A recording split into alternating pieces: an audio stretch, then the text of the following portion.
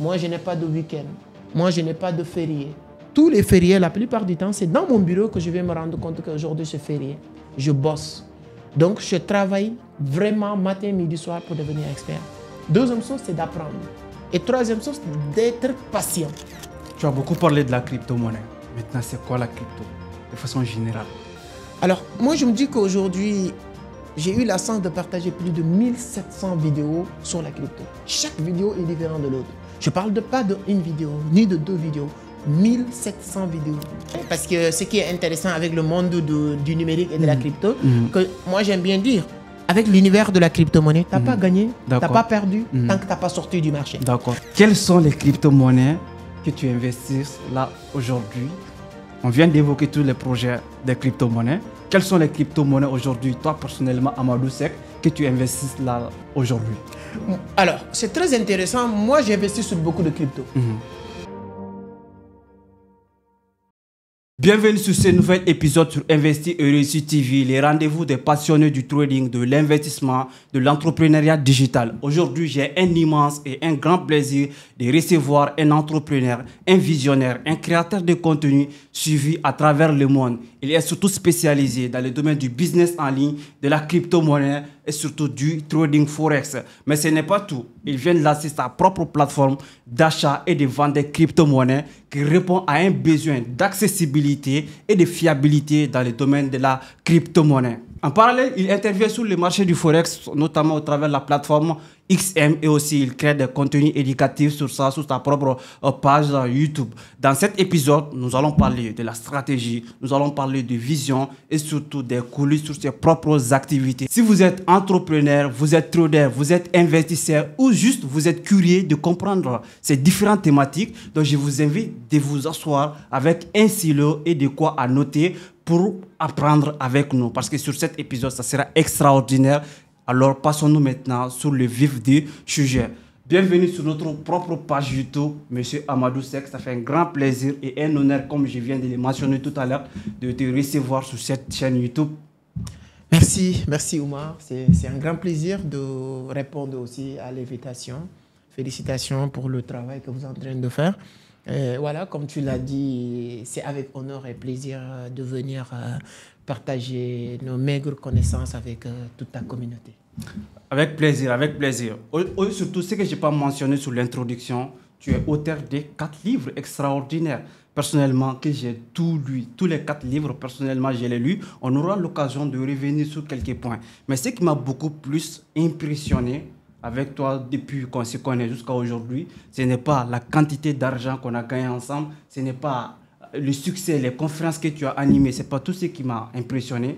Ce qui m'a beaucoup plus impressionné, c'est dans ton premier livre, lorsque tu as rencontré ton histoire, comment tu t'es retrouvé dans les villages et surtout, tu es revenu à Dakar pour rebosser et devenir multimillionnaire aujourd'hui. Donc, avec la communauté, j'aimerais vraiment que tu nous racontes comment ça s'est passé, toutes ces différentes étapes. Tu prends ton temps, vraiment, tu nous dis comment ça s'est passé, parce que c'est quelque chose qui m'a beaucoup plus impressionné personnellement, ton parcours. Merci Oumar. J'aime bien le dire, donc j'ai beaucoup raconté mon histoire. Et pour ne pas trop répéter, c'est pourquoi j'ai écrit un livre. Donc pour permettre les gens de connaître, moi j'aime bien dire que toute la jeunesse africaine, ils ont le même parcours, la même histoire, les mêmes difficultés, parce que c'est l'environnement qui n'est pas aussi propice. Donc, ce n'est pas quelque chose d'extraordinaire. Ce qui peut être extraordinaire, c'est ceux qui ont réussi à transformer ces étapes difficiles à quelque chose d'intéressant. Alors moi, j'étais avec ma grand-mère au village, voilà, de 500 km de Dakar. Donc, j'étais dans une dara coranique. C'est en 2006 que je suis venu à Dakar rejoindre ma mère. Et quand je suis arrivé en 2006 à Dakar, ce n'est pas parce que j'aimais l'entrepreneuriat, ce n'est pas parce que je voulais faire l'entrepreneuriat, mais c'est parce que j'étais obligé de faire l'entrepreneuriat. Parce que je viens de rejoindre ma mère, je n'ai pas de diplôme, la vie de ma mère n'était pas rose. Je suis obligé, très obligé, de me lancer dans un business pour permettre à ma mère de payer le loyer. À l'époque, je me rappelle très bien, ma mère payait 15 000 par mois en 2006 dans une chambre, dans une maison partagée. Alors, j'ai commencé à faire tous les business basiques que j'ai racontés dans mon premier livre. Vendre des sachets plastiques à l'époque qui me permettaient de gagner 1000 francs, 1500 par jour. Ensuite, vendre des œufs. Ensuite, vendre... En tout cas, plus que le temps passe, je change des business au fur et à mesure dans le seul but de gagner plus. Et jusqu'à 2010-2011, j'ai rencontré une dame qui m'a recruté à l'université Cheikh Anta Diop. Après avoir vendu des journaux, après avoir été arrêté quand je vendais des CD. Voilà, j'ai rejoint l'université Cheikh Anta Diop en 2010-2011. Donc, je travaillais pour une dame dans un multiservice de 2010-2011 jusqu'à 2015. C'est en 2015 j'ai appris beaucoup de choses dans ce domaine. Moi, j'aime bien le travail. Quand je travaille, peu importe ce qu'on me paye, je m'en fous. Mais dès que je m'engage à travailler, je donne tout. Hein. Je suis allé au fond, je travaillais de 8h à 22h, souvent 23h. Parce qu'il y a un moment donné, il y avait un cybercafé. Donc, j'ai géré tout ça, j'ai appris beaucoup de choses. Jusqu'en 2015, plus précisément septembre 2015, j'ai arrêté de travailler pour la dame pour lancer mon projet personnel, Vision d'Afrique. J'ai créé les papiers au niveau de Apix. Au Sénégal, on a tout centralisé pour créer une entreprise. Tout va se faire au niveau de l'Apix. Je suis parti à Apix créer les NINEA, les RCA, registres de commerce. Et en 2016, plus précisément encore, le 3 mars 2016, j'ai lancé Vision d'Afrique, j'ai démarré les activités. Voilà, c'est comme ça que tout est parti. Hein. 2017, j'ai réussi à épargner un peu de sous pour lancer un autre multiservice. Voilà, 2018, j'ai rencontré le numérique avec le Bitcoin. J'ai commencé à apprendre. En 2021, ça explose à mon niveau avec Dogecoin. 2021 avec Solana. Et ensuite, en 2021, j'ai décidé de dire que moi, qui étais dans cette quête d'un peu de sous pour aider ma mère, en 2021, brusquement, je me retrouve avec 30 000, 50 000 $. Je me dis que c'est bien de partager cette expérience avec les Sénégalais, les Africains d'une manière générale, parce que j'avais compris que toute la jeunesse était dans la même situation. Et là, j'ai créé ma page, commencé à partager des contenus et jusqu'à aujourd'hui, voilà, les gens m'appellent un peu partout pour partager mon expérience dans le domaine du digital, parce qu'aujourd'hui, mon business est centré sur le digital, sur le numérique. 80% de ce que je fais tourne autour du digital. J'ai ma page YouTube aujourd'hui, vous l'avez dit tout à l'heure, avec beaucoup d'humilité en Afrique francophone aujourd'hui. Ma page fait partie des pages les plus suivies sur la crypto-monnaie. J'ai eu aussi la chance, je peux dire, d'interviewer ce qu'on est en train de faire. Je l'ai fait avec les plus grands youtubeurs francophones, que ce soit Philippe Simon, que ce soit Stéphanie Bida, Parlons Business, que ce soit Tamika Bass, que ce soit Coach Simon ou Dragon. Donc, il y a tous les grands leaders acceptent le travail que j'ai abattu pour venir s'associer à moi, faire un podcast. Et on m'invite sur beaucoup de conférences. Et moi aussi, j'anime personnellement.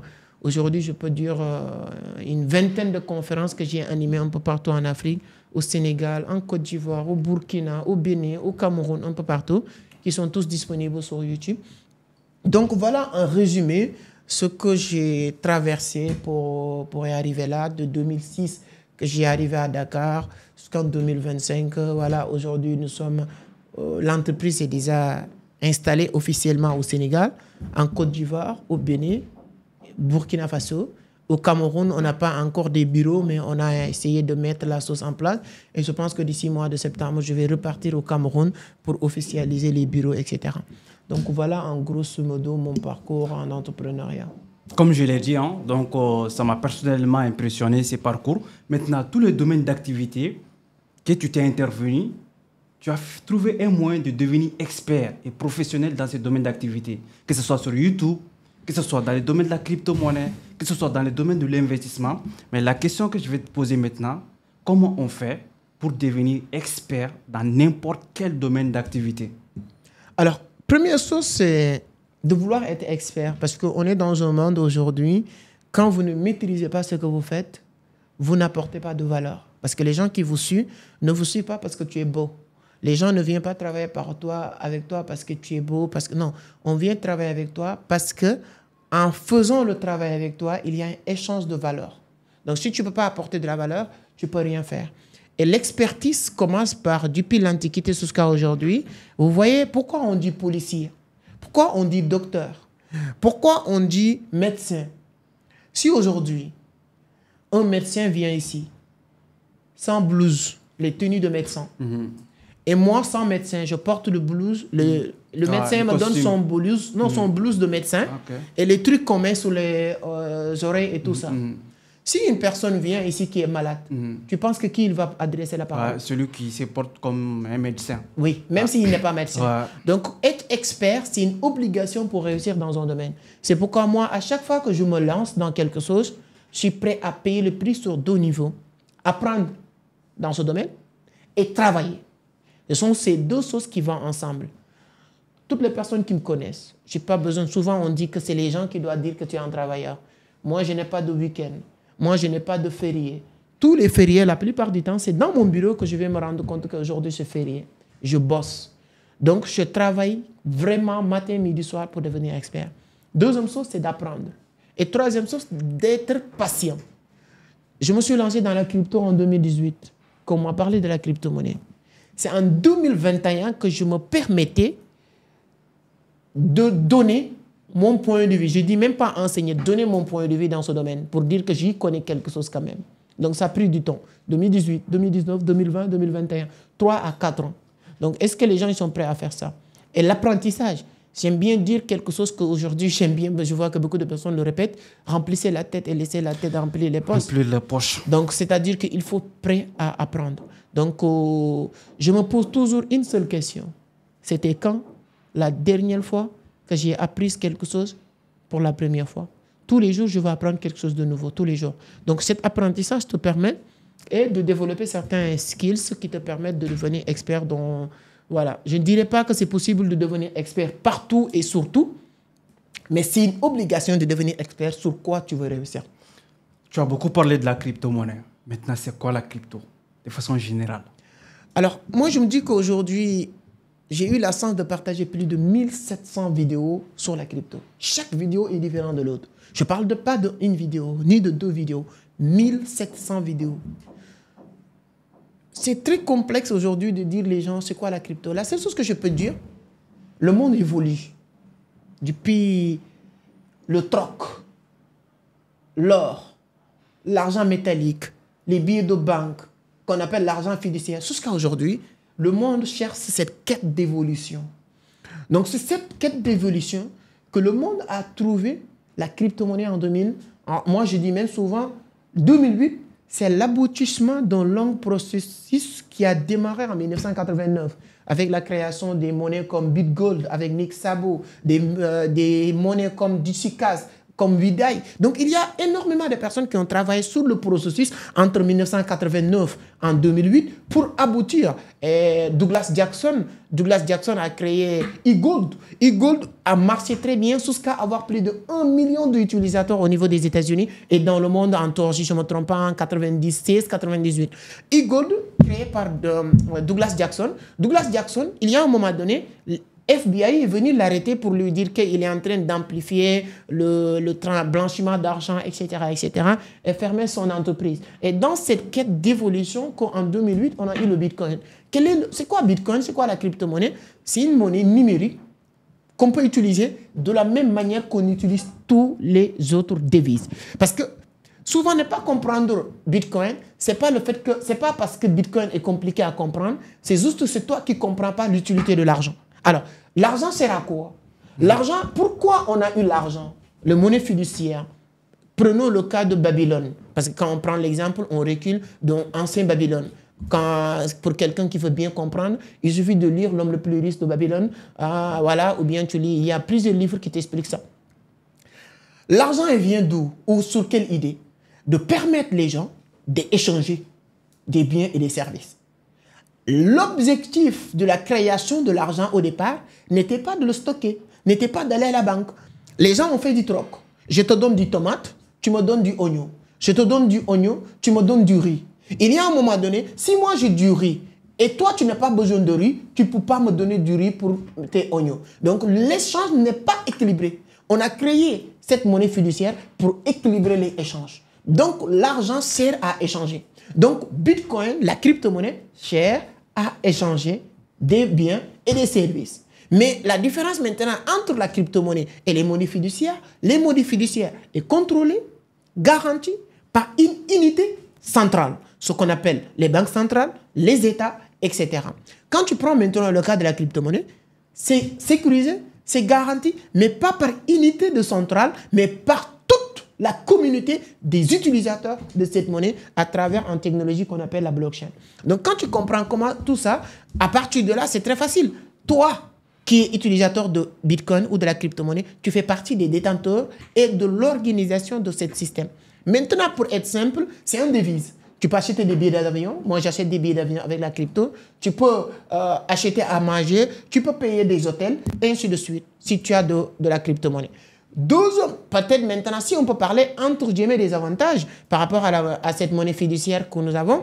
Si vous déposez aujourd'hui 100 000 francs CFA sur votre portefeuille électronique Orange Money ou 100 000 francs sur votre portefeuille électronique Wave, au bout de, ou MTN Money ou Move Anyway, au bout de 1 mois, 2 mois, une semaine, ou bien 1 an même, ça n'est pas, peu importe, quand tu reviens, tu vas retrouver le même somme, même montant. Et là, vous allez, comment il s'appelle, l'inflation va s'appliquer sur ce montant que tu avais déposé, parce que s'il y a 1 an, ce que 100 000 pouvaient acheter, aujourd'hui ne peut plus l'acheter. Pour dire quoi? Avec la crypto-monnaie, si vous déposez 100 000 aujourd'hui, à partir de demain, ça ne sera plus 100 000. Ça peut être 110 000, 150 000, 200 000, 1 million. Ça peut être aussi le moins. Je donne un exemple très simple. En 2021, plus précisément, c'est février 2021. En février 2021, j'ai acheté Solana. Pourquoi je prends toujours l'exemple de Solana? Parce que Solana, c'est une crypto-monnaie que beaucoup de personnes connaissent aujourd'hui et qui continue à fonctionner aujourd'hui, qui est en train de prendre encore son envol, qui va continuer à marcher. Et Solana a regroupé 3 éléments facteurs de la crypto-monnaie: la scalabilité, la sécurité et la rapidité. En 2021, Solana coûtait 3 $, unité de Solana. Et ce qui est intéressant avec la crypto-monnaie, tu peux tout retracer sur la blockchain. En utilisant des plateformes aujourd'hui comme CoinMarketCap, comme CoinGecko, tu peux aller retravailler ce que j'ai en train de dire. Tu vas voir plus précisément. Janvier-février 2021, Solana était à 3 $. J'ai acheté l'équivalent de 1 200 $ qui est 400 et quelques pièces. Janvier, février, mars, avril, mai, juin, juillet, août. Donc en 7 mois, le prix de Solana a quitté 3 $ à 157 $. Avec un investissement de 1 200 $, tu te retrouves avec 40 et quelques mille dollars. Pour ceux qui ne connaissent pas 40 000 $, tu es sur les vingtaines de millions avec un investissement de 600 000. C'est ça la crypto-monnaie. C'est un moyen d'investir, c'est un moyen d'épargner, j'ai un moyen de garder votre propre argent. Parce que le premier white paper de Bitcoin lancé par Satoshi Nakamoto en 2009, si je ne me trompe pas, le 13 avril 2009, voilà, je ne mémorise pas très bien les dates, mais je pense que c'est cet intervalle. C'est le premier white paper qu'il a envoyé à Udai. Qu'est-ce qui explique ce white paper? Pour ceux qui ne connaissent pas le white paper, c'est le livre blanc qui accompagne toute crypto-monnaie émise sur le marché. Et à travers cette première white paper, parce qu'après, il y a beaucoup de reformulation, beaucoup de retravail qu'on a à faire sur le white paper. Cette white paper, l'objectif n'était pas même de permettre les gens de gagner de l'argent. Satoshi Nakamoto, qui est le créateur, parce que moi, je ne crois pas que la crypto-monnaie ou le Bitcoin a été créé par une personne. Moi, ma théorie, c'est qu'il y a un groupe de personnes qui sont travaillées, peut-être un jour, ou bien on aura l'occasion. Il y a beaucoup de personnes qui sont travaillées pour avoir un aboutissement du Bitcoin. Quand il a envoyé cette white paper, qu'est-ce qu'il a dit? L'objectif, c'est de permettre que les humains, les gens, deviennent le détenteur de leur propre argent. Parce que on n'est pas détenteur de notre propre argent. Ton argent que tu as déposé à la banque, c'est l'argent de la banque, le moment où tu l'as déposé à la banque. Et la crise financière de 2008 a donné raison à Satoshi. Subprime, qui a pris une claque, qui a chuté, qui a fait tomber l'une des plus grandes banques à l'époque de Lehman Brothers au niveau des États-Unis. Les gens qui avaient déposé de l'argent, tout le monde a perdu de l'argent. Quand tu prends au niveau de Société Générale de la France, un grand trader au nom de Jérôme Calvéard a fait perdre cette Société Générale plus de 4,9 milliards de dollars. Et tous les souscripteurs de cette banque, ils sont perdus de l'argent. Ainsi de suite, ainsi de suite. Bernard Madoff est parti avec énormément de milliards. Et en ce moment-là, Satoshi vous dit, voici la solution. La crypto-monnaie, avec la blockchain, votre argent devient votre argent. Pas d'intermédiation. Envoyez qui tu veux, quand tu veux, n'importe quel montant dans cette planète. La seule condition, c'est d'avoir Internet. Super, super bonne explication, c'est excellent. Donc pour juste rebondir à ça, de façon générale, la crypto-monnaie est une monnaie numérique et en même temps un actif financier qui permet d'échanger la valeur sur Internet sans un intermédiaire centralisé. Donc en même temps, c'est une monnaie décentralisée, c'est hyper important. Donc tu as aussi parlé de l'histoire de la crypto-monnaie parce qu'il y a beaucoup de personnes qui pensent que quand on parle du monde de la crypto-monnaie, c'est commencé avec les bitcoins. Mais là, tu as parlé de DigiCash a été créé en 2004. Il y a le e-gold créé par Douglas Jackson vers 1999. Il y a le BitGold créé par Nick Szabo qui est plus populaire dans l'univers parce qu'il y a un moment donné même les gens pensaient que Nick Szabo c'était le créateur de Bitcoin parce que sa monnaie s'appelait BitGold. Mais ces monnaies n'ont pas peut-être aboutir pour plusieurs raisons qu'on n'aura pas l'occasion de détailler ici parce que c'est une longue histoire. Mais après, voilà. Mais toutes ces personnes, la plupart de ces personnes, ils sont travaillés. Je te dis, WeDai a créé sa propre monnaie en 2099. Et WeDai, c'est la première personne qui a reçu le white paper de Bitcoin. Si tu prends aussi Alfini a créé sa propre monnaie avant Bitcoin. C'est la première personne qui a fait une transaction sur Bitcoin. Première transaction du Bitcoin, c'est-à-dire que c'est le bloc numéro 12. Si je ne me trompe pas, vous pouvez vérifier sur CoinMarketCap. Bloc numéro 12, parce que tous les blocs, chaque 210 000 blocs, on a le halving. Mais tous les blocs du Bitcoin est déjà traçable. Tu peux les retracer. Et c'est Alfini qui a fait cette première transaction. Et Alfini l'a fait avec Satoshi Nakamoto. Donc Satoshi, première transaction, il l'a fait avec Alfini. Donc tout ça, si vous ne connaissez pas l'histoire derrière la création de la crypto-monnaie, tu peux penser que c'est quelque chose qui est créé en 2008, mais tel n'est pas le cas. Donc, il y a beaucoup de cypherpunks qui sont travaillés sur le projet. D'accord. La question qui se pose maintenant, qu'est-ce qui a marché pour Bitcoin et qui n'a pas marché pour les autres crypto-monnaies, comme par exemple le DigiCash et les autres crypto-monnaies comme le e-gold, etc., etc. Qu'est-ce qui a fait que pour Bitcoin, ça a marché et les autres crypto-monnaies ont fermé la porte? Alors, c'est d'apprendre sur l'erreur. On dit, Albert Einstein a dit que la personne intelligente, c'est celui qui apprend sur les erreurs des autres. Le sage, non, l'intelligent, c'est lui qui apprend sur ses erreurs. Ouais. Le sage, c'est celui qui apprend sur les erreurs des autres. Ouais. Alors, pourquoi je te dis que e-gold, prenons le cas de e-gold. E-gold marchait très bien.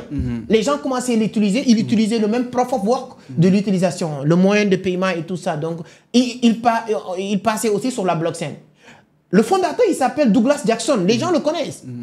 Pourquoi e-gold n'est pas marché? Parce qu'on connaissait le fondateur, on connaissait la société. Et là, quand il commençait à marcher, et les banques ne voulaient pas que ça prospère, parce que sinon, les gens ils vont arrêter les banques pour aller envers cette société. Qu'est-ce qui s'est passé? C'est FBI qui s'est pointé et arrêté Douglas Jackson et fermé l'entreprise. Déjà, Satoshi Nakamoto, avec sa bande, ils sont appris à travers cette erreur pour dire que maintenant, quand on va créer quelque chose, qu'on veut que ça marche dans ce domaine, on ne doit pas connaître la personne derrière. L'anonymat. Si on connaissait Satoshi Nakamoto, tu penses qu'on aura Bitcoin jusqu'à aujourd'hui? FBI s'est désappointé, CIA s'est désappointé, on a arrêté la personne, on a mis les clés sur le paillasson et c'est fini. Donc, première chose, c'est d'apprendre sur le passé pour protéger l'écosystème. Ça, c'est premièrement. Deuxième chose, c'est de venir au bon moment. Venir au bon moment. C'est quoi venir au bon moment? J'aime bien prendre l'exemple de Benzema, pour ceux qui aiment le football. Karim Benzema était un bon joueur. Excellent joueur. Voilà. Mais il ne pouvait jamais gagner Ballon d'Or s'il y avait toujours Messi ou Cristiano Ronaldo au niveau de Real et Barcelone. Qu'est-ce qui s'est passé? Lorsque Cristiano Ronaldo est parti, Juve, Messi est parti Paris, c'est une année où Benzema a gagné Ballon d'Or parce que c'était le bon moment pour lui. Si Messi restait au niveau de l'Espagne ou Cristiano Ronaldo au Real, il ne va pas gagner Ballon d'Or. C'est le cas de Satoshi. Il est venu au bon moment. Quel moment? 2008. Pourquoi 2008 c'était le bon moment? Parce que l'économie mondiale a pris un claque qui fait que tout le monde a peur. Les gens n'ont plus confiance à cet écosystème. Lehman Brothers est parti en faillite. Subprime est chuté. Les gens ne peuvent plus récupérer. Société Générale de la France a perdu plus de 4,9 milliards de dollars. Bernard Madoff a perdu énormément d'argent. L'économie est en stagne. En 2008, on disait que la crise financière de 2008 était pire même que la crise financière de 1929. Donc tout le monde a peur. Et en ce moment-là, Bitcoin est là. Et vous dire que je vous l'avais dit, je vous avais averti. Pourquoi vous faites confiance à ces gens-là qui veulent bouffer votre argent? Vous avez déposé de l'argent. Vous perdez. Maintenant, si la banque allait en faillite, sur les réglementations des banques, si vous déposez 100 millions, si la banque allait en faillite, même si vous poursuivez la banque a l'obligation de vous rembourser que 10%. Exactement. Donc les gens qui avaient 100 millions, ils se retrouvent avec 10 millions. Les gens qui avaient 10 millions, ils se retrouvent avec 1 million. Donc on n'a plus confiance à les banques.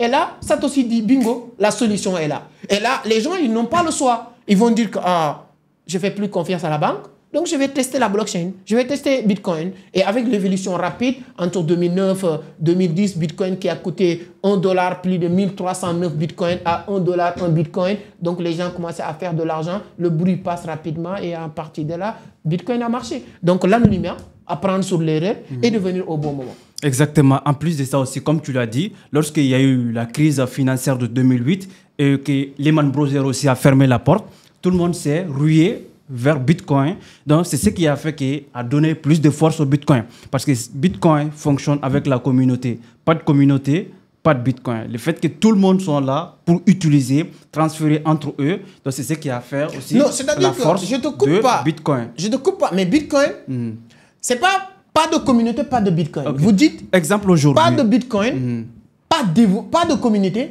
pas d'évolution. Pas d'évolution, ouais. Mais avec ou sans communauté, quand on a créé Bitcoin, ce n'était pas à la base. Voilà. Plus que la communauté s'intéresse, plus que ça prend de la valeur. Ouais. La valeur dépend de ça. Par exemple, quand on prend le DigiCash et les e-gold, ils ont fermé, non seulement il n'y avait pas de l'anonymat, mais aussi il n'y avait pas d'utilisateurs. Donc, d'après tes explications, parce qu'il n'y avait pas de crise, il n'y avait pas le pourquoi on doit l'utiliser. Donc, les gens ne font pas allusion à ça. C'est-à-dire, même aujourd'hui, tous les crypto-monnaies qui sont sur les marchés, d'après tes explications, s'il n'y a pas d'utilisateur, l'autre crypto-monnaie va prendre la valeur sur l'autre crypto-monnaie parce qu'il y a plus de personnes qui investissent sur l'autre crypto-monnaie et aussi d'autres détails comme le nombre de circulation qu'on va revenir là-dessus. En tout cas, ça a été une super bonne explication, l'histoire de Bitcoin.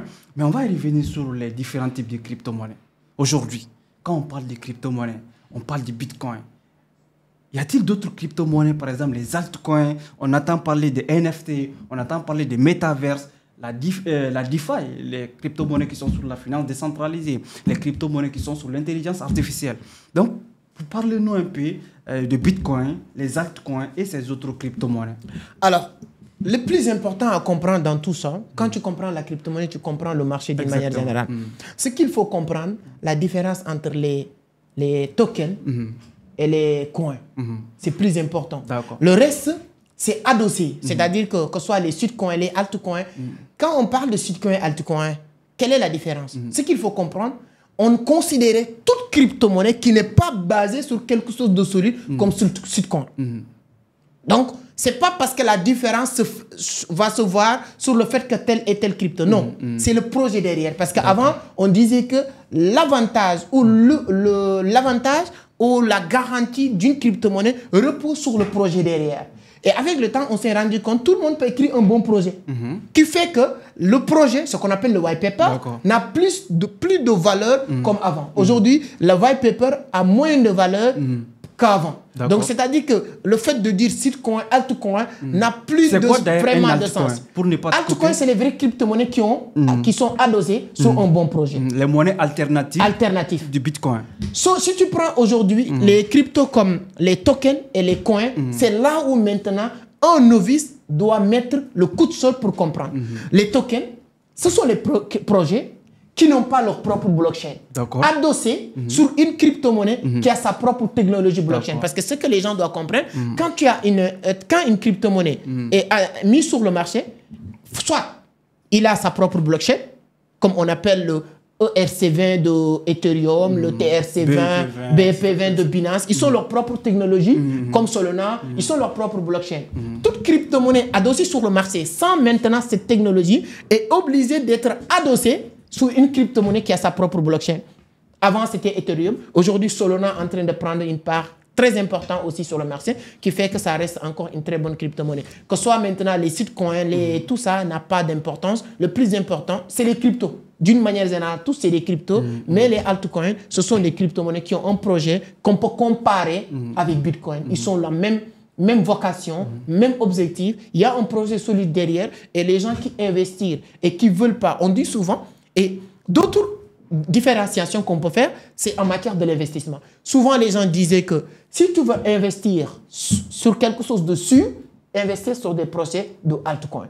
Si tu veux investir sur quelque chose qui est moins sûr, mais qui peut te permettre de gagner tout de suite beaucoup et perdre beaucoup, investir sur les sitcoins. Et c'est comme ça que ça s'est passé depuis des années.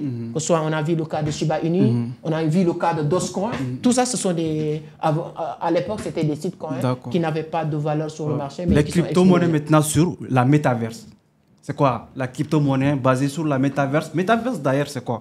Tu sais, quand on parle de crypto-monnaie basée sur telle chose, ça revient sur le projet. Chaque crypto-monnaie émise sur le marché avait l'habitude d'être adossée sur quelque chose. Les crypto-monnaies qui ont parlé plus sur le métaverse avant, c'était le Mana. Mana, c'est l'une des premières crypto-monnaies. Si tu en prends métaverse, c'est quoi? Tu sais, il y a ce qu'on appelle le DeFi, finance décentralisée, On va arriver sur qui permettent que souvent...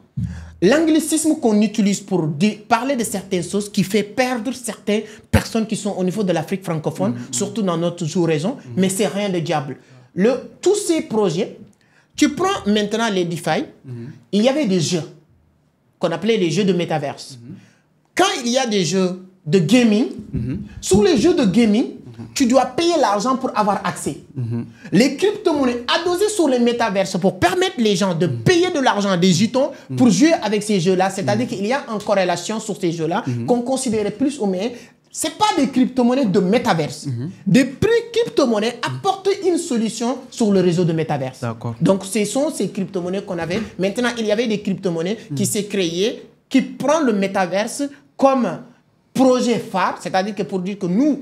Quand une crypto-monnaie est venue sur le marché, il dit que nous, notre objectif, c'est de régler telle chose. C'est une crypto-monnaie basée sur l'immobilier. C'est une crypto-monnaie basée sur lutte contre le réchauffement climatique, ainsi de suite, ainsi de suite. Donc, toutes les crypto-monnaies basées sur le métaverse, c'est des crypto-monnaies pas basées sur un métaverse, mais qui interviennent pour apporter des solutions sur l'écosystème de métaverse. Et quand on parle de méta, je pense que Facebook est devenu un élément fondamental. Quand Facebook s'est lancé sur métaverse, la vidéo de la publicité de méta de Facebook, c'était une vidéo de gaming faite par Zuckerberg lui-même. Donc, de façon générale, d'après tes explications, la métaverse, c'est un monde univers au travers lequel on peut avoir accès sur ce monde-là, au travers des casques où nous devrons l'utiliser maintenant. Pour acheter des trucs dans ce monde univers, on doit maintenant utiliser les crypto-monnaies qui sont basées sur le projet des métaverses. Donc, ces cryptos-là aussi, ils sont créés pour améliorer le monde de l'univers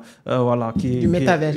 C'est pourquoi leur évolution souvent dépend une grande partie de l'évolution de métaverse. Parce qu'aujourd'hui, si votre crypto-monnaie est adossée à 50% sur le métaverse, si les gens n'utilisent pas le métaverse, on ne va pas utiliser votre site. Les gens doivent acheter cette crypto-monnaie pour jouer. Donc, parce que personnellement, j'ai gagné pas mal d'argent avec une crypto-monnaie qui était basée sur Metaverse qui s'appelle ApeCoin. Mais on va arriver là-dessus. Lui, il était un peu plus Metaverse et NFT. Donc maintenant, je vais parler du NFT, Non-Fungible Token. La Metaverse, Non-Fungible Token, les altcoins. Donc parlez-nous un peu maintenant de Non-Fungible Token, les NFT. Alors, les NFT avaient un objectif. Je ne dirais pas que NFT a échoué, mais il n'a pas suivi l'évolution qu'on a voulu qu'il suive. Mais est-ce qu'actuellement, il y a toujours les NFT ou bien les NFT sont supprimés sur le marché? Non, ce n'est pas encore supprimé à 100% sur le marché parce que ce qui est intéressant avec le monde du numérique et de la crypto, que moi j'aime bien dire, avec l'univers de la crypto-monnaie, tu n'as pas gagné, tu n'as pas perdu tant que tu n'as pas sorti du marché. Alors, l'objectif des NFT, c'était d'augmenter la sécurisation de nos données, de nos biens, de tout ce qu'on a. C'était un moyen de faire... Aujourd'hui, je donne un exemple. Au Sénégal, un pays comme le Sénégal, il y a beaucoup de litiges foncières. Tu achètes un terrain, on sait, demain on le vend à X, Y personnes. Pour être simple, vraiment simple, l'objectif des NFT, c'était de régler ces arts de problèmes. Si vous venez, tu vends des terrains, tu vas immatriculer tes terrains en fonction des NFT avec des images. Immatriculer. Et enregistrer sur la blockchain. Et comme on le dit, sur la blockchain, personne sur Terre ne peut ni effacer, ni supprimer, ni falsifier quoi que ce soit. Quand tu achètes quelque chose qui est adossé à ça, automatiquement, on sait il est matriculé à tel terrain, tu l'achètes, tu n'as plus de problème. Sur ces bases maintenant, Si moi, je dois sortir un album de musique, je pense qu'il y a beaucoup de musiciens qui ont fait beaucoup d'argent avec les NFT. Exactement. Au lieu de sortir beaucoup d'albums, tu le transmets en NFT. Tu dis que j'ai 100 000 albums à vendre. Et vous allez l'immatriculer sur un seul un NFT. Chaque album, tu l'immatricules et lui donnes un numéro. Et quand tu fais ça, chaque personne qui va acheter un album, il va acheter l'album sur ces NFT.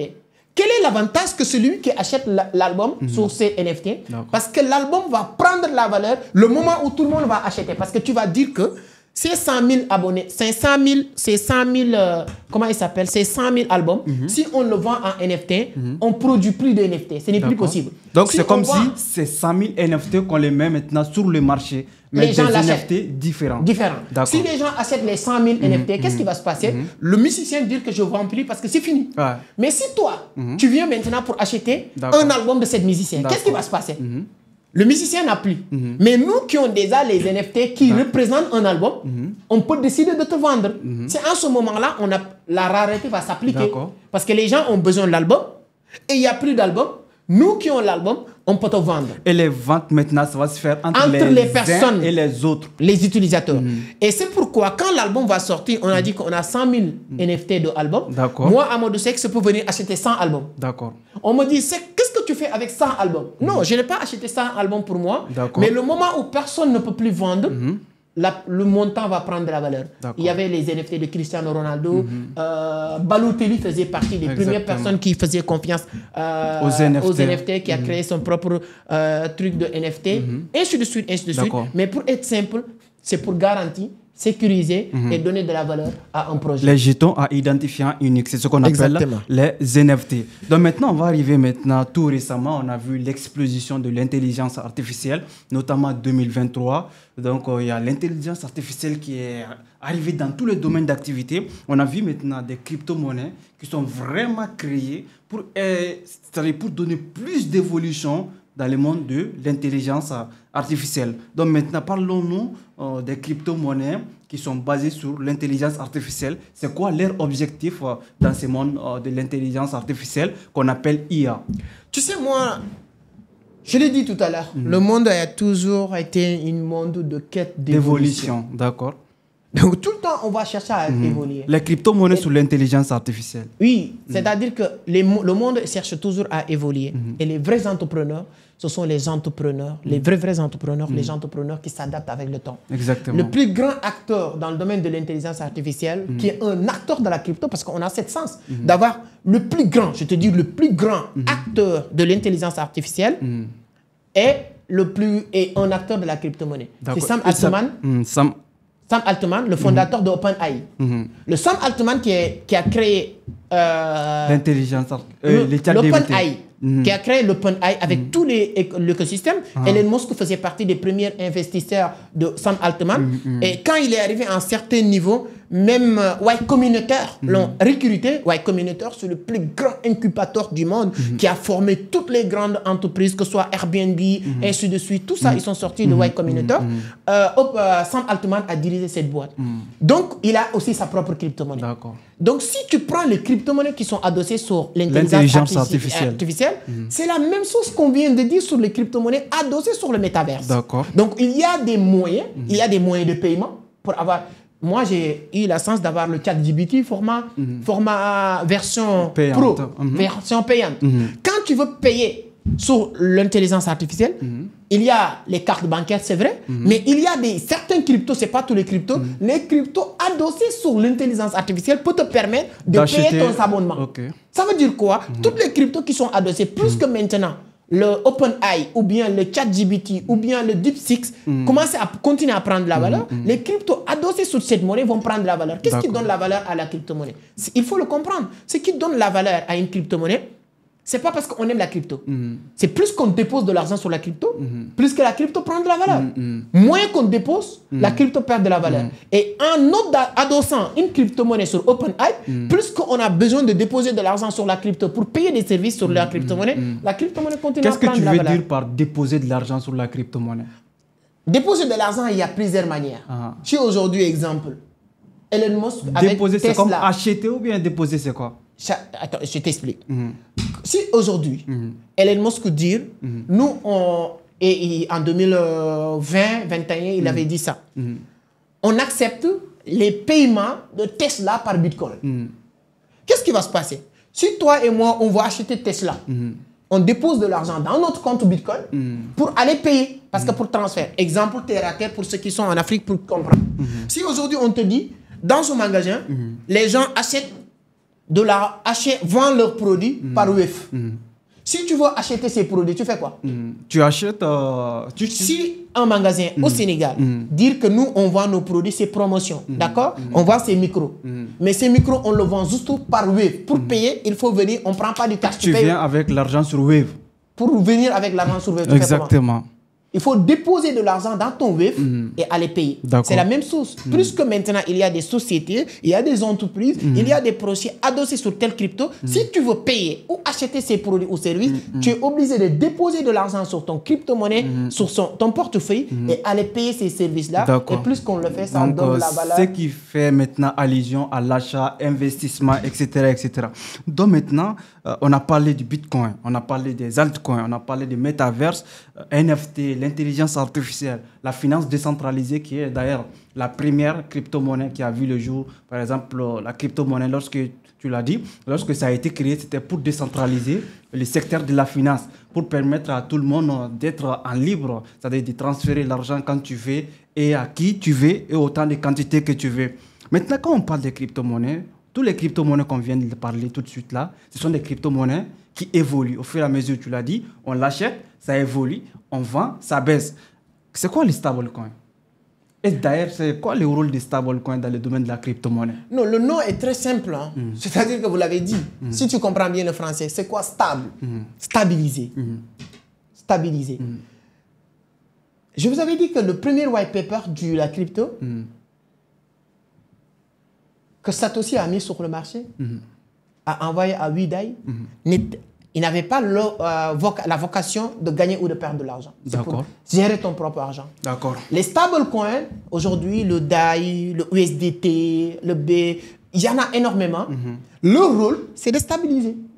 Tu as de l'argent sur votre portefeuille, mais tu ne veux pas suivre la volatilité du marché, tu le bascules sur un stablecoin. C'est comme par exemple, tu as pris un exemple, quelqu'un qui dépose 100 000 francs CFA et que son 100 000 quitte de 100 000 à 200 000 ou 100 000 à 50 000. Mais si tu ne veux pas jouer sur tout ça, tu veux ni plus ni moins, tu veux tes 100 000, je donne un exemple. Il faut que ça soit simple. Quand je pars à Dubaï, je prends 4 000 $ ou 10 000 $ que je dois mettre dans ma poche pour mon séjour à Dubaï. D'accord. Maintenant, avant de partir, ces 10 000 $, je ne le mets pas sur Bitcoin.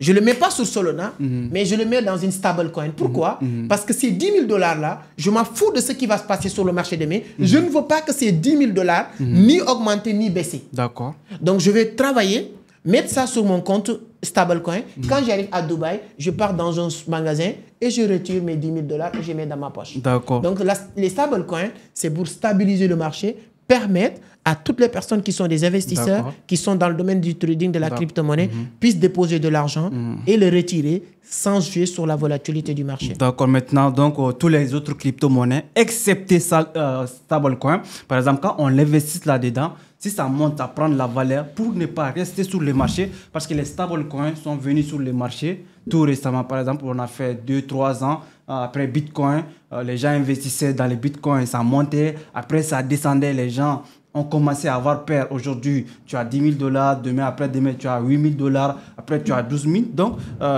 ils ont réfléchi maintenant pour créer les stablecoins. Comment on peut trouver une solution d'une manière que si tu investis, tu peux prendre du profit en mettant ton argent sur les stablecoins. Donc, vraiment, on a bien compris cette partie aussi.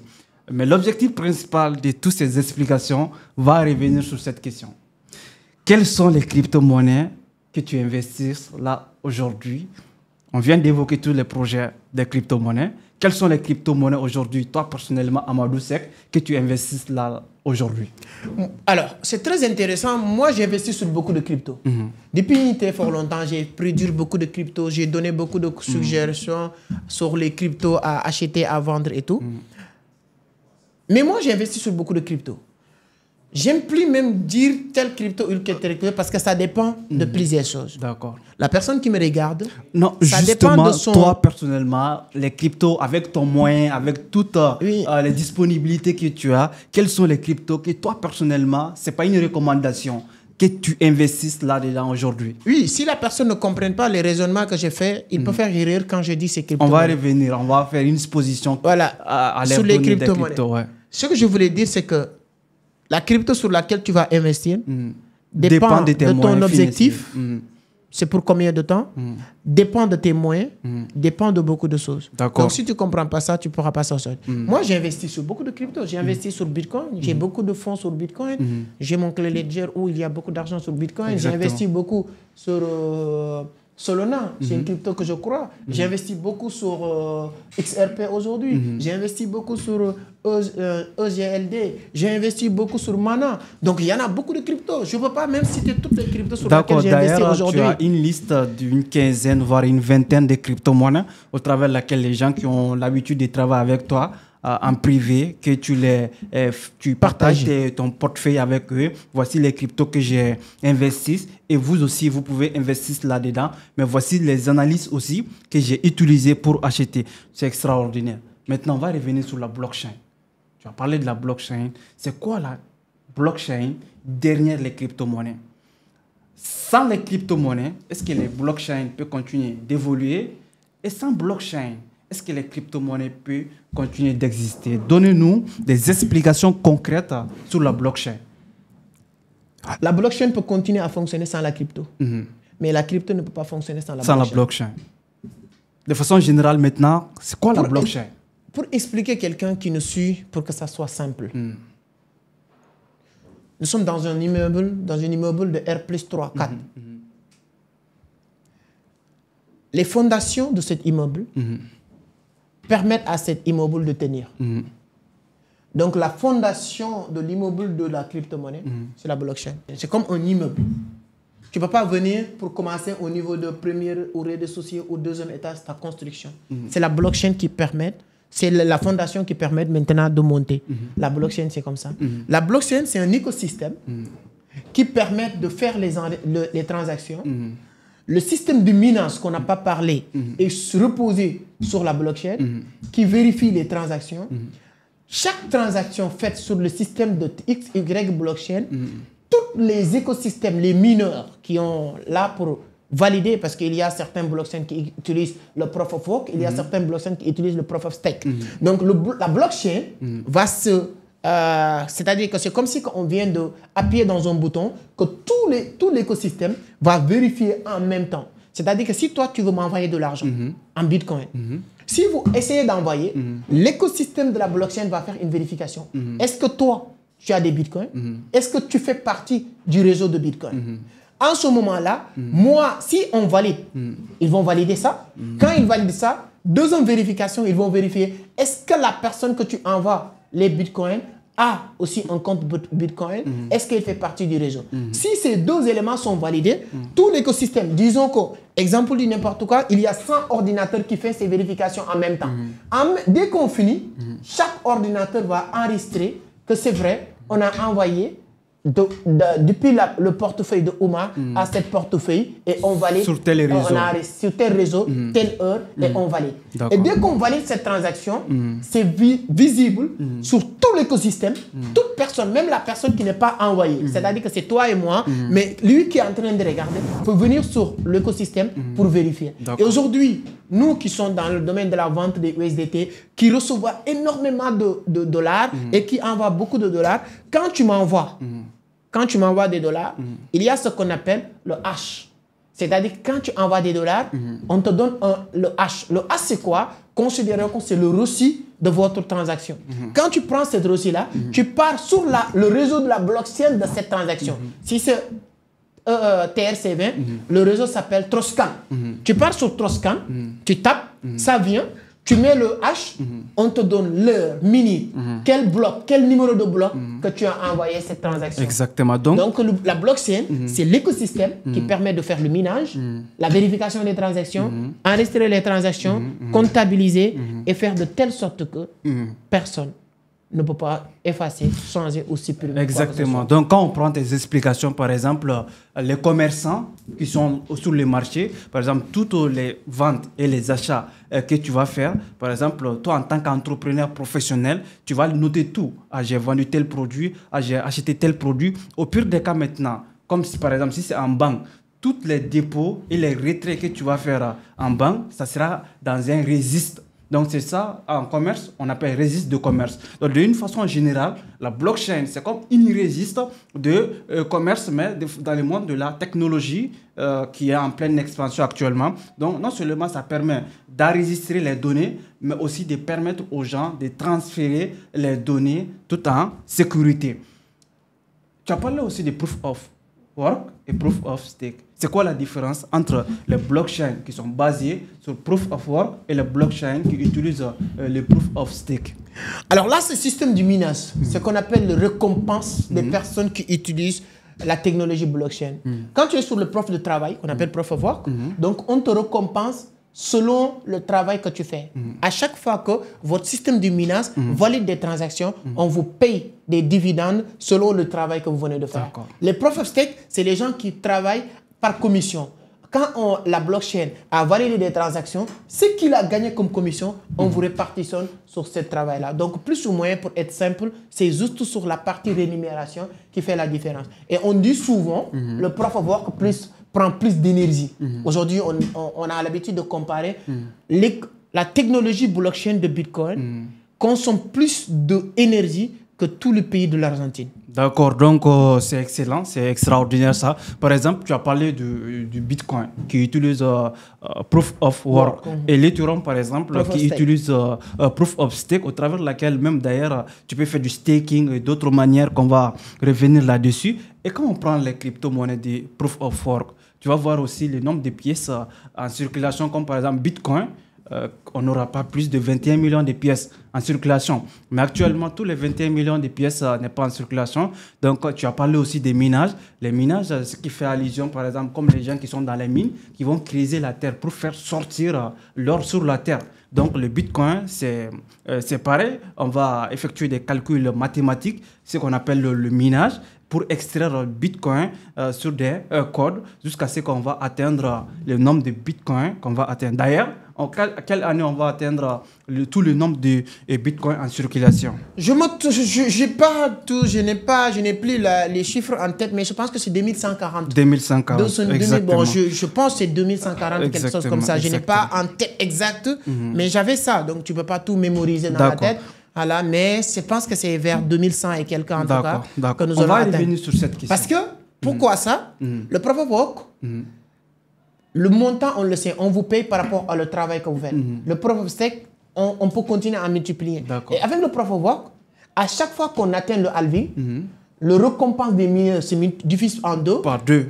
Et la production de Bitcoin par production de blocs aussi sera divisée par deux. Exactement. Ce qui fait que plus que le temps passe, plus qu'on va extraire le nombre. Je pense qu'avant le premier halving, on était sur 6 Bitcoin par bloc. On est parti sur 3, ainsi de suite. Je n'ai pas tout ça en tête. Mais en tout cas, ça se divise par deux chaque halving. C'est quoi la vision crypto? C'est une plateforme, une application, un software qu'on a mis sur le marché pour apporter une solution concrète sur certaines difficultés que les Africains, surtout, rencontrent dans l'univers du trading de la crypto.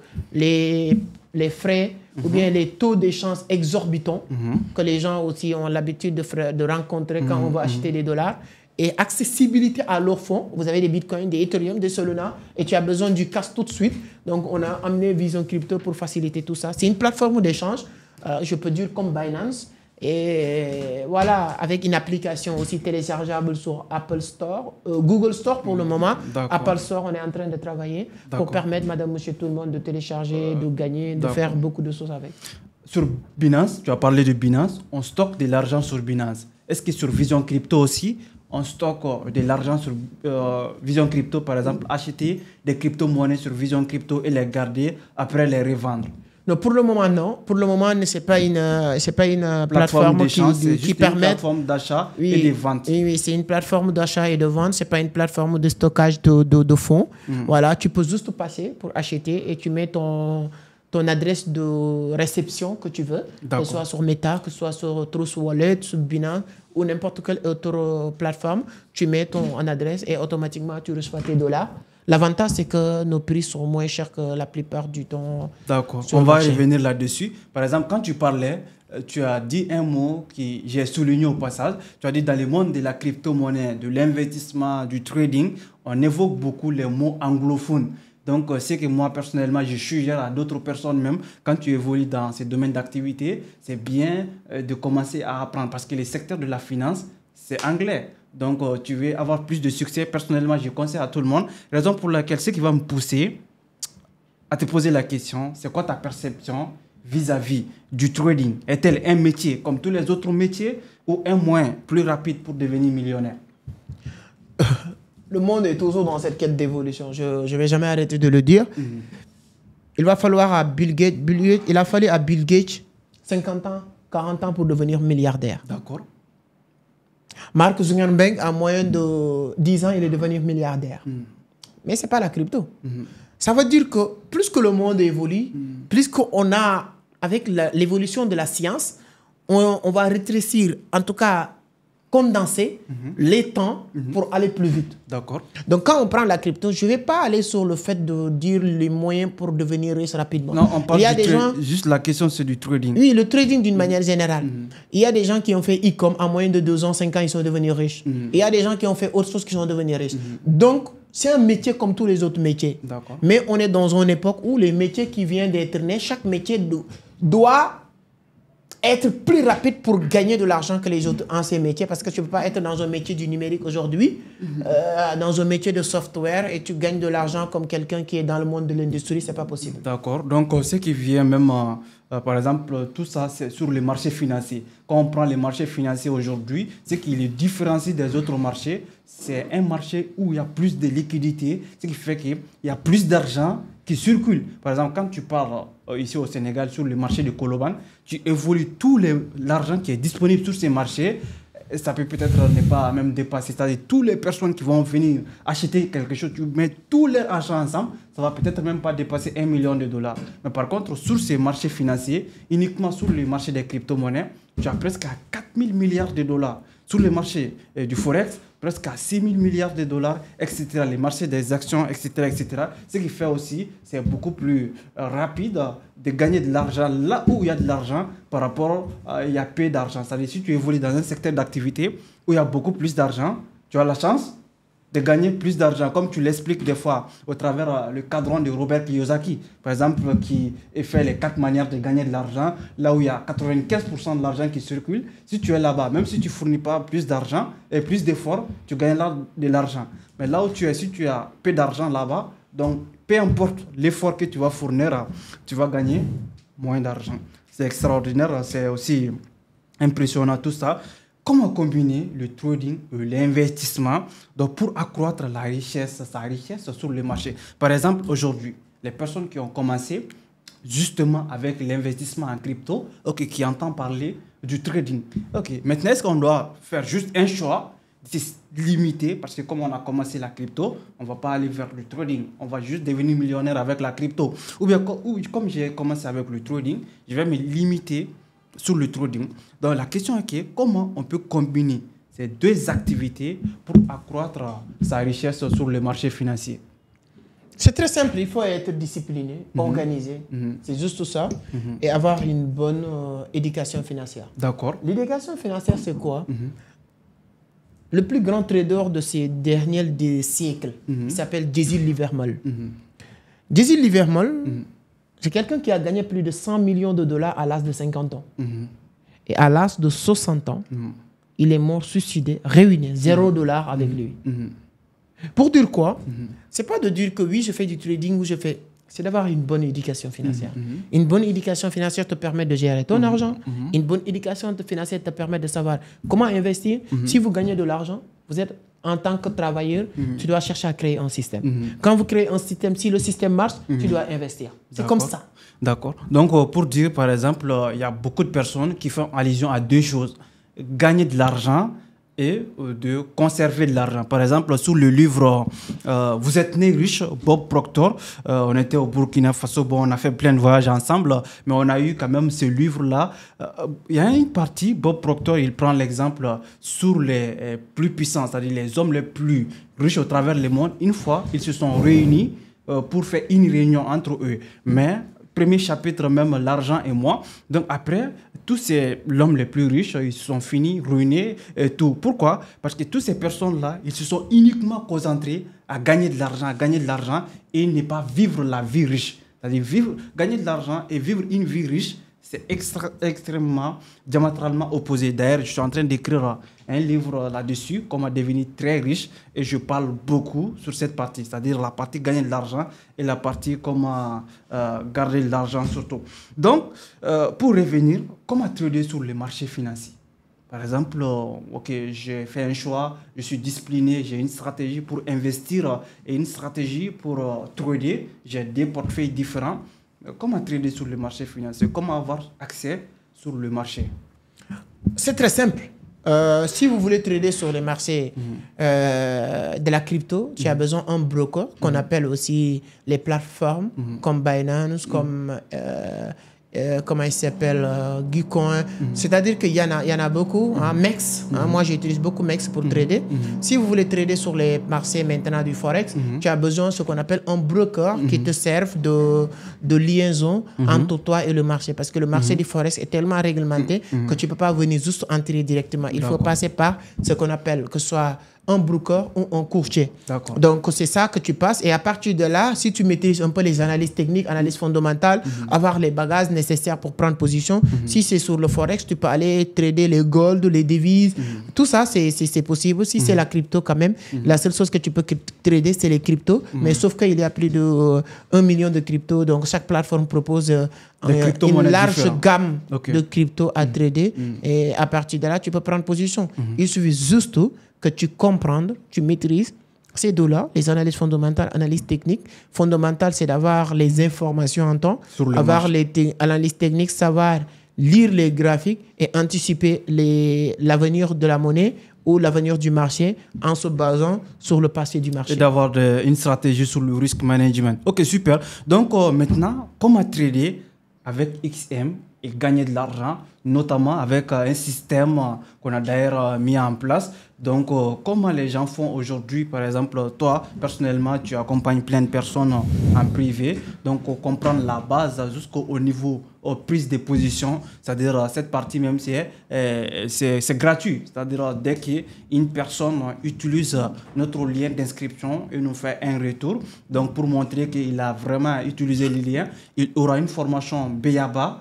Donc, pour lui permettre de commencer à gagner de l'argent, notamment en tradant avec XM. Donc, parlez-nous un peu de c'est quoi XM et comment gagner de l'argent avec XM. Alors, c'est pas... Moi, j'ai utilisé Interactive Broker avant XM.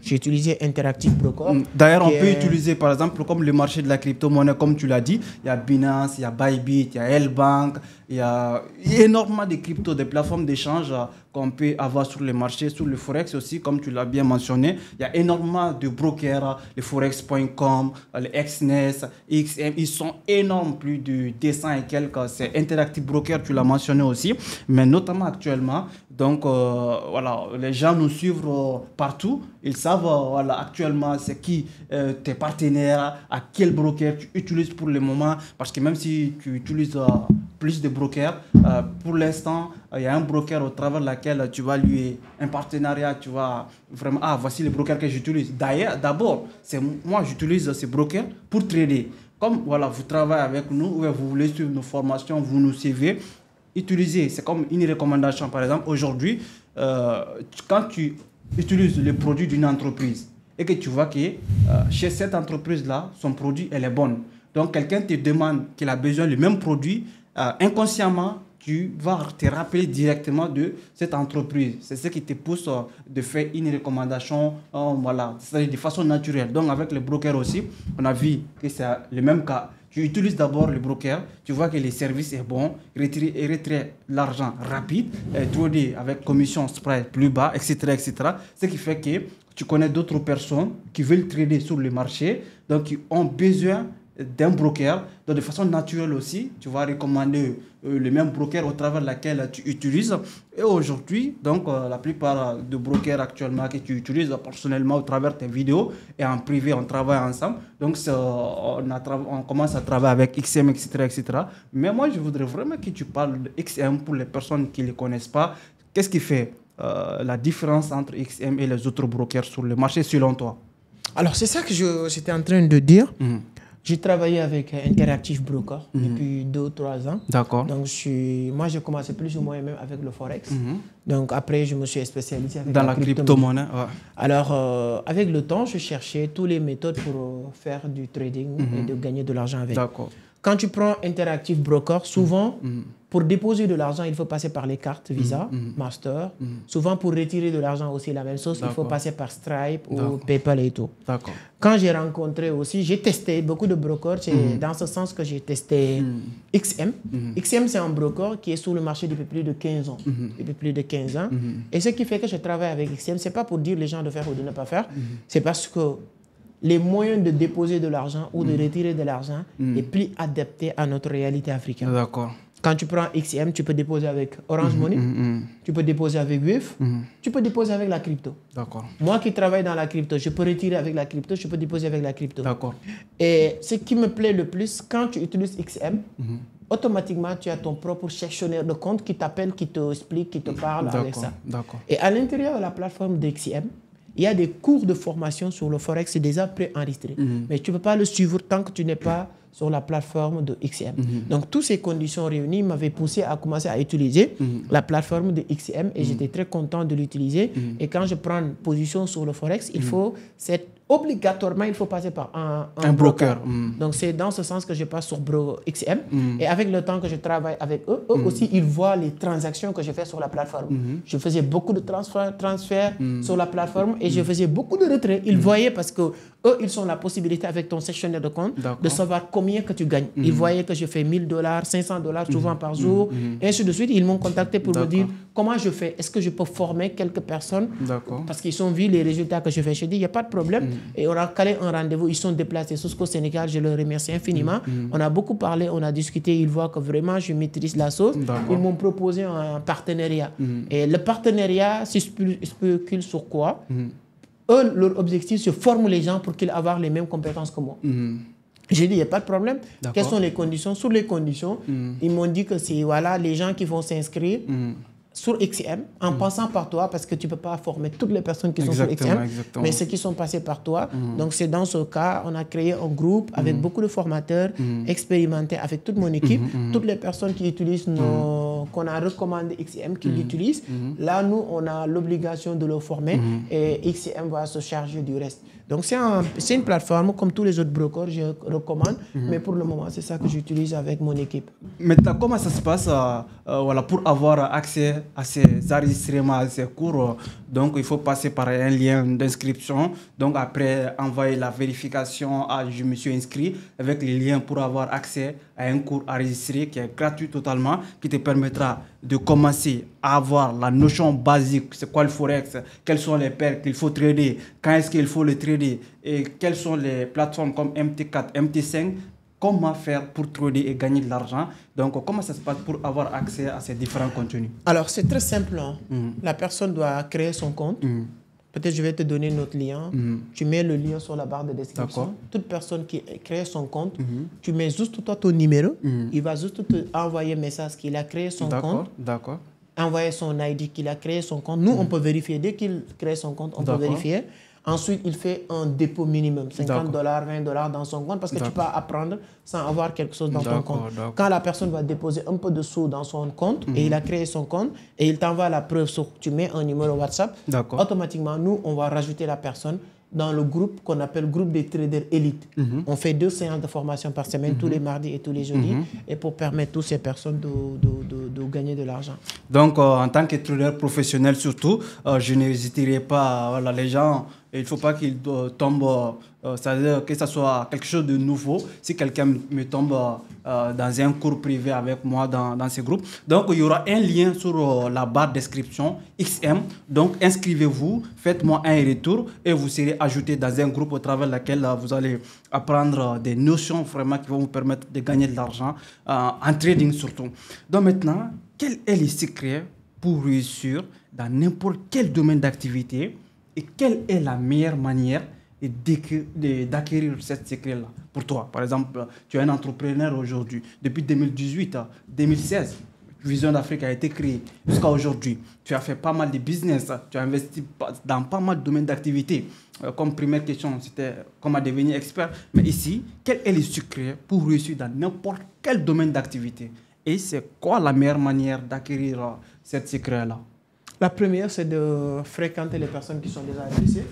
Deuxième, c'est d'avoir la capacité de leur écouter. Quand tu pars dans un réseau ou des personnes que tu penses qu'ils sont déjà faire ce que tu as envie de faire, la première chose, c'est d'avoir l'humilité d'écouter ces personnes. Exactement. La capacité d'écoute. Et maintenant, allez-y envers ces personnes et d'écouter, c'est de travailler et d'apprendre. Surtout, c'est pas facile ça. C'est beaucoup plus dur pour les gens d'avoir cette humilité-là. Je ne connais pas, telle personne, ils connaissent. Avec tout l'ego que j'ai, je parle vers telle personne et je dois apprendre de lui. Donc, ce n'est pas facile pour les gens. Et c'est le secret, surtout pour réussir dans n'importe quel domaine d'activité.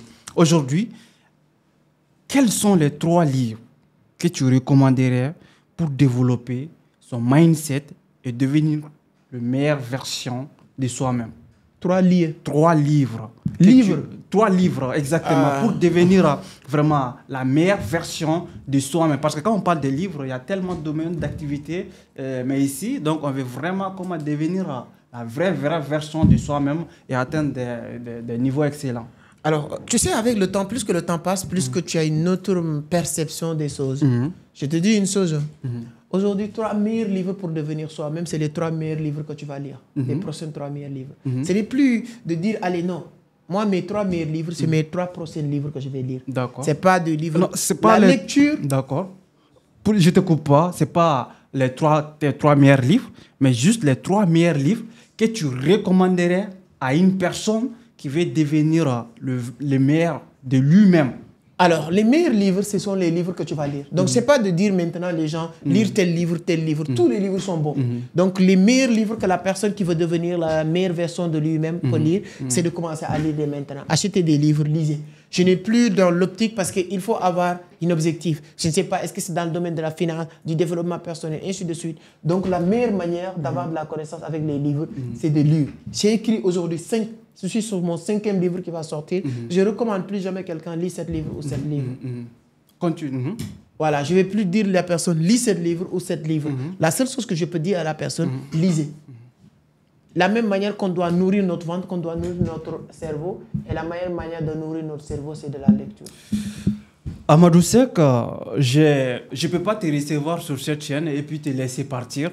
Donc, il va falloir vraiment que tu offres quelque chose avec cette communauté, toutes les personnes qui vont regarder cette vidéo. Mais avant ça, avant que tu offres ça, c'est que je vais te demander. Donc, j'ai une anecdote avec toi. Donc, parce que c'était depuis 2021 que vraiment j'étais connu, en vrai connu 2021. Et à l'époque, j'étais avec ma copine, je vais dire ma copine parce que c'était quelque chose de sérieux. Et on était dans le même business que toi. On investissait à fond, on était à fond. On avait plein de succès. Et notre objectif de 2022, parce que c'était de fin 2021, c'était de prendre le billet, janvier 2022, et de venir au Sénégal, passer au minimum 3 mois. Donc, apprendre en vrai, c'est-à-dire tout ce qui est la vraie spéculation, parce qu'à cette époque-là, moi, j'étais plus aussi sur le trading du Forex, et puis j'étais plus sur le business en ligne, donc les crypto-monnaies, mais tout ce qui était les crypto-trading, je m'y connaissais pas, je m'y connais, mais comme on l'a mentionné tout à l'heure, il faut toujours avoir de l'humilité. Et surtout avec elle, elle ne s'y connaissait pas, donc on voudrait vraiment changer un peu l'environnement. Et de 2022, donc ça c'était l'objectif, on n'était pas en contact. Donc après, le business est parti, tu étais dans les mêmes business que nous. Le business est parti, donc finalement on a passé quelques mois ensemble, on a reporté notre voyage avec elle surtout. Mais moi personnellement, je suis resté focus sur mes objectifs, en train de travailler sur moi, sur mes différentes activités. Au milieu de 2022, finalement, on a mis fin à notre relation avec ma copine. Mais après, pour te dire, au fur et à mesure que le temps passe, au fur et à mesure, moi, je rentre, j'ai réussi. Et je t'invite au Mali, tu viens, on organise une conférence extraordinaire qui explose. Pour te dire, j'ai évolué dans les mêmes domaines, mais le fait que j'ai collaboré avec toi à cette époque-là, donc ça m'a permis personnellement d'exploser mes résultats, surtout à court terme. Je n'étais pas sur YouTube. Lorsque moi j'avais connu l'entrepreneuriat, c'était l'ancien type d'entrepreneuriat. C'est quoi? C'est-à-dire tu mets des choses en place, pas Internet. Moi personnellement, je ne me donnais pas de la valeur sur Internet. Après la conférence, tu m'as fait savoir l'importance d'être sur YouTube, combien tu peux gagner sur YouTube. Tu m'as montré combien tu gagnes avec YouTube. Et j'ai commencé avec YouTube fin 2022. Aujourd'hui, avec toute humilité, j'ai gagné plus d'une dizaine de milliers d'euros avec uniquement YouTube. C'est-à-dire les coachings que j'ai vendus, les accompagnements que j'ai faits. Donc, et surtout avec YouTube, l'argent que j'ai gagné. Pour te dire vraiment merci pour ça. Donc, tu es une personne à qui je dois beaucoup de respect. Tu es vraiment l'une des personnes qui est beaucoup plus proche de moi aujourd'hui.